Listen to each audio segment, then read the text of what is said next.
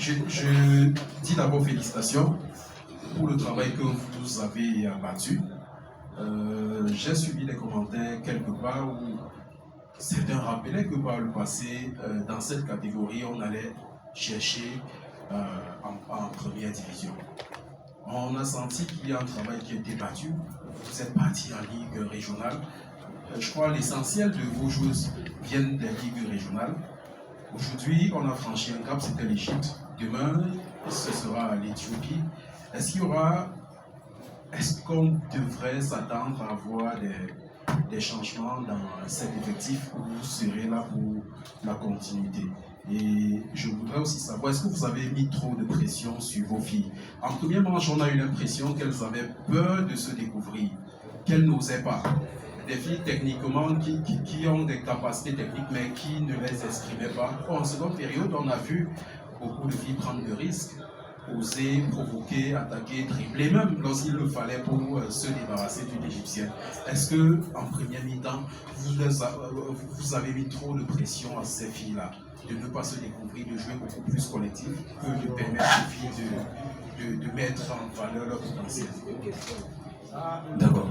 Si vous regardez très bien ce qui s'est passé, les premiers essais techniques ont persisté du côté droit. C'est à l'opposé là où je suis. Même s'il faille qu'on dise que j'ai mis la pression, je ne pense pas que celle qui était là-bas était sous ma pression. Je continue à dire que la pression existe. Trop, je ne sais pas. C'est vous qui avez la mesurette. Mais je voulais dire ici que lorsque j'ai indexé celle qui a perdu le plus de ballons, la première à sortir, j'ai expliqué pourquoi j'étais déçu d'elle. Et les autres n'étaient pas le cas. 17, le 217, Mbida, qui a fini le match, qui a fait quand même des déchets pas mal, mais à un moment donné, qui s'est remis, qui a commencé à donner le temps. Pourquoi elle ne pense pas? Elle sort des Nice aussi. Les gens qui connaissent le football féminin, deuxième division, elle est là-bas. Et j'ai dit, il y a beaucoup de choses qu'elles ont découvert en elles. Au fur et à mesure, les choses vont changer, on va en discuter. Et si vous avez un groupe de filles qui viennent vous dire, coach, je m'en s'excuse pour aujourd'hui, elles sont conscientes qu'ils en ont. C'est toujours beau.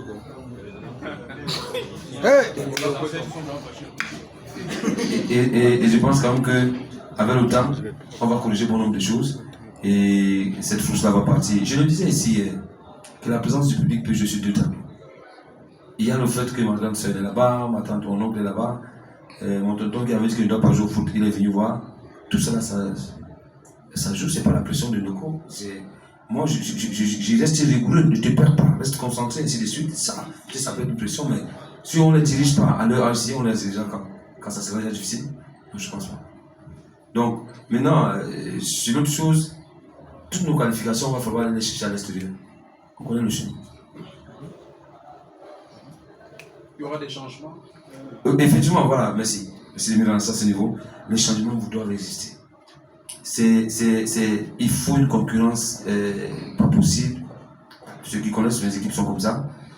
Tu peux être au gradin, tu te titulaire autant que tu peux être titulaire, tu te retrouves au gradin. Et ça, c'est des exigences que la vie même nous impose. On ne s'arrête jamais pour dire « Ah, j'ai réussi, je m'arrête là ».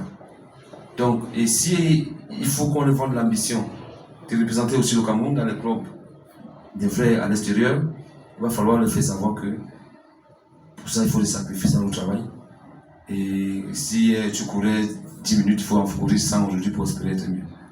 Et voir les changements, on a tout un risque. Je vais continuer en même temps aussi à vous écouter, vous qui êtes un peu partout. Hein. Il y a les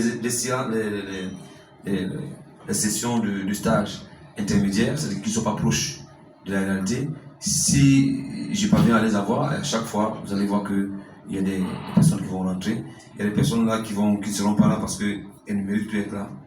Parce que la note, on donne, c'est pas comme si on te choisit par hasard.